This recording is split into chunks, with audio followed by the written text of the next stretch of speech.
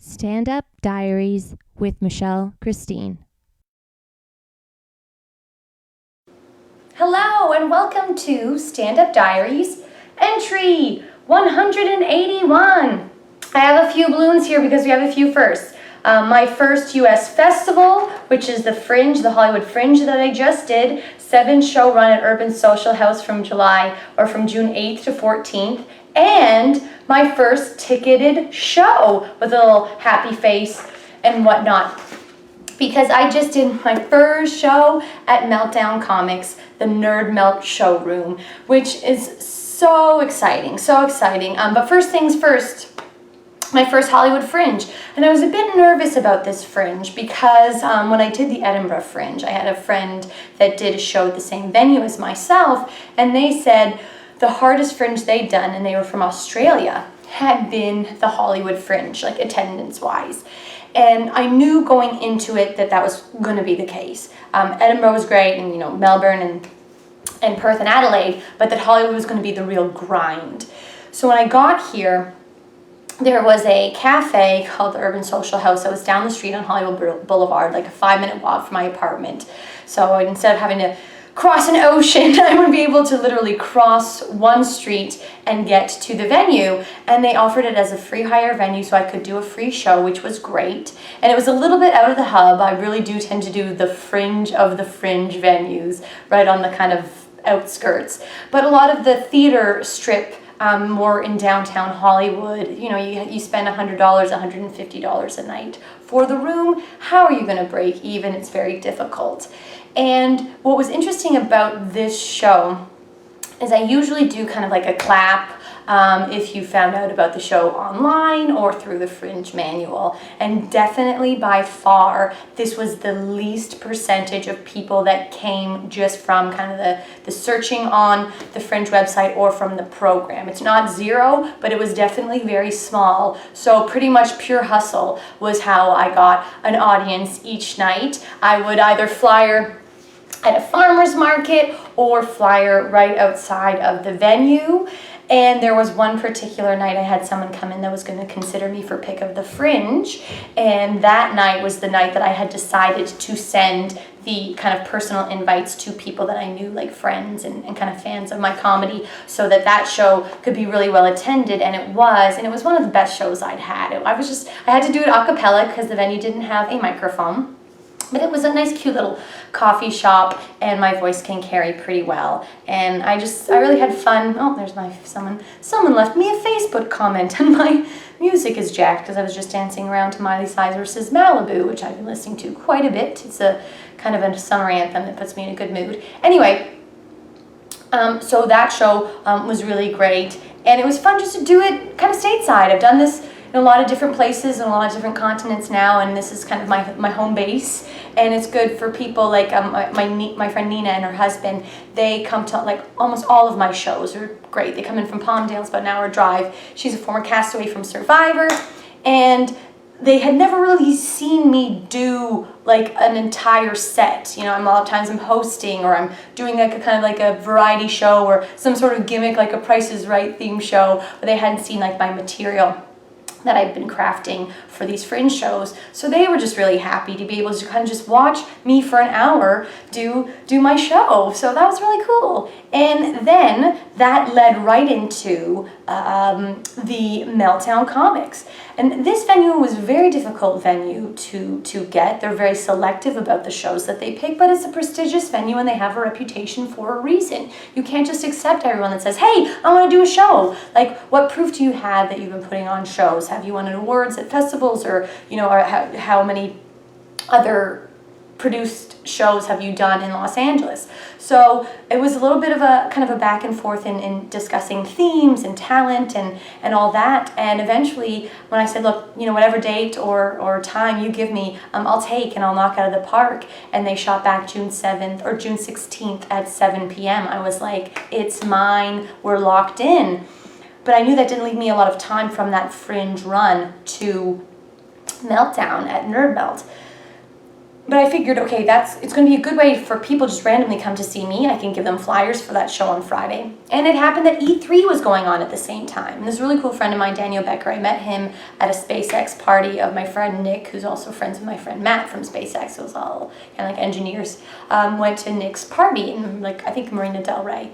And I met him and I kind of told him the theme of the show. And he's like, oh, let me know when, the tickets go online and I'll kind of come to the show. And by the way, I'm going to E3 and it overlaps with E3. It might be a good place to kind of promote the show. So I would print off flyers. I printed off 2,000 flyers of The Legend of Michelle Christine, a link to The Laughs, which my friend Andrew helped me create the name of that show over for a board game night.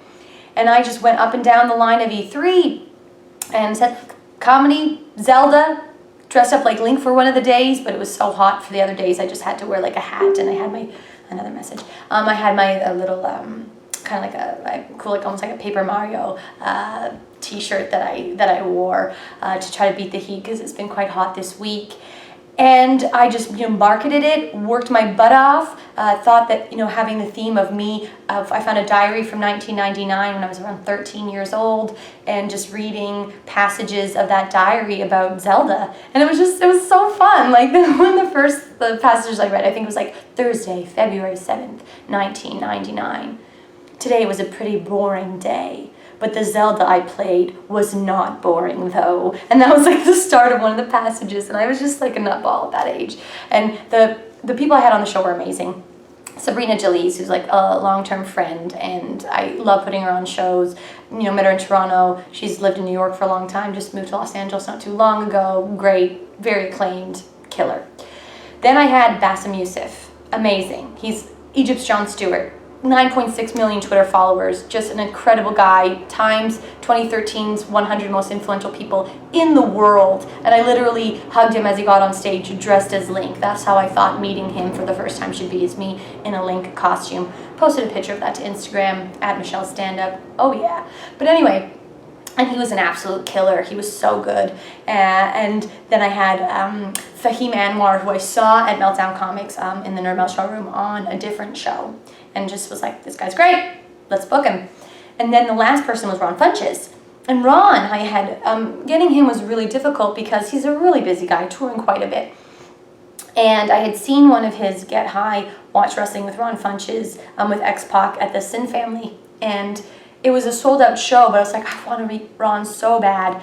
And so I just took the motorcycle, went up and down the line, asked if anyone had a free ticket, or not a free ticket, an extra ticket. Someone did, paid the person the $20. And then I met Ron, he gave me his email address, and I was like, oh my God, this is amazing. And he said, sure, if I'm free.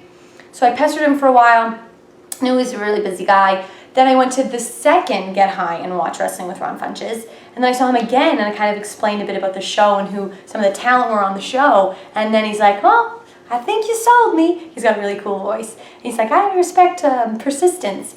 And then he confirmed, and he came, and oh man, when we went to, or when I got there early to kind of help with setting up and meeting the management of Nerd Melt, one of the ladies opened the pre-sales for the show, and she was like, oh, it's actually at 53. We're gonna have to put out more seats. And I was like, yes, this is amazing.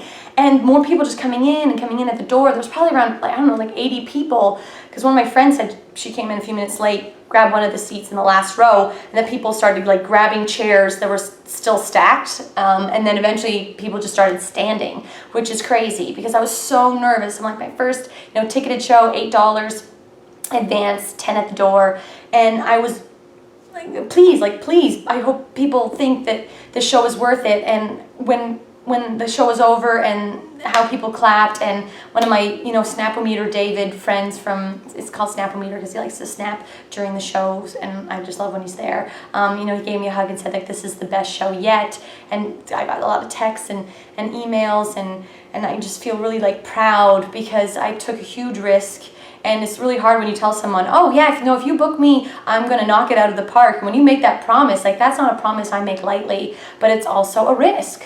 And I couldn't have really asked for a better show. And it's gonna go down as a great memory for me of my first, produced show at Nerd Melt Comics, and hopefully not my last, but we're already in talks to do another show, which is really exciting. So I don't know if it'll be The Legend of Zelda, or we're going to do something different. But I do like doing different things, but the poster came out like so banging. Here, I'll show it actually.